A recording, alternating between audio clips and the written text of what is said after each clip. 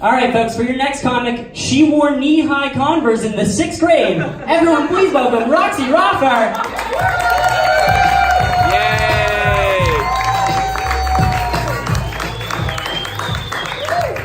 Hi. How are you guys? Good? Yeah. I'm actually really excited to be here because I had a really important milestone in my relationship a few nights ago. I was laying in bed with my boyfriend. It was after a romantic night out, cuddling, and guys, he finally said it. My boyfriend finally looked at me and called me a cunt.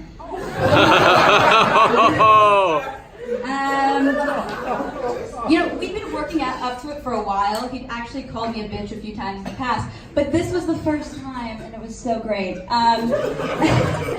And when your boyfriend calls you a cunt for the first time, people always ask, was it something you said or something you did?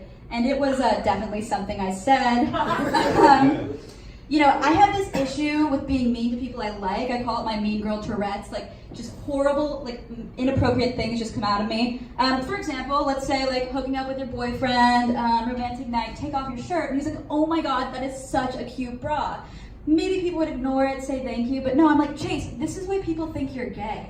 But that didn't go well. But what happened that night was he had gone out to get a glass of water, and he was shirtless, and I was like, babe, have you ever seen the first Captain America movie? And he was like, yeah. And I was like, Steve Rogers before the superhero serum? Has anyone ever told you you look like him? And that didn't go over too well. But yeah, I try to be nicer, but it's just he makes it so easy not to be. A few weeks ago, it was Ash Wednesday, do you guys? And so we had a date that night, and we get to the date, and I'm like, babe, what's going on? Because he has ash on his forehead, which would be fine, but he's culturally Jewish, if anything, like an atheist. So I was very confused. And he was like, well, you see, I was walking down Truesdale, USC Central Campus Road, and a priest called out to him and was like, young man, do you want to be blessed? And he said yes. And I'm like, oh my god, that's a horrible way to start a story. I'm Jewish, that's just a Catholic man calling out to you in the street. I don't know. And I'm like, oh my god, do I have to compete with this priest now? I just feel like there's so many issues in our relationship. And I was having these thoughts all week, and we ended up going to, you guys know Banditos, college bar, USC, yeah.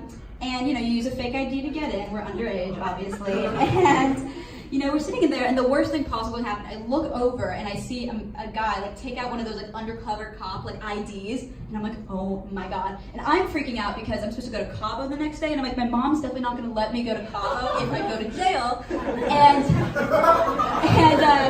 he's freaking out because he's an honor student at USC, and he could lose his scholarship and then no longer go to college anymore. So we really have our priorities in check.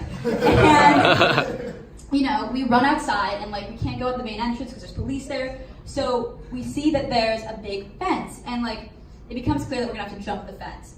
But the thing is, okay, I'm 5'3". The fence is 10 feet tall. It is spiky.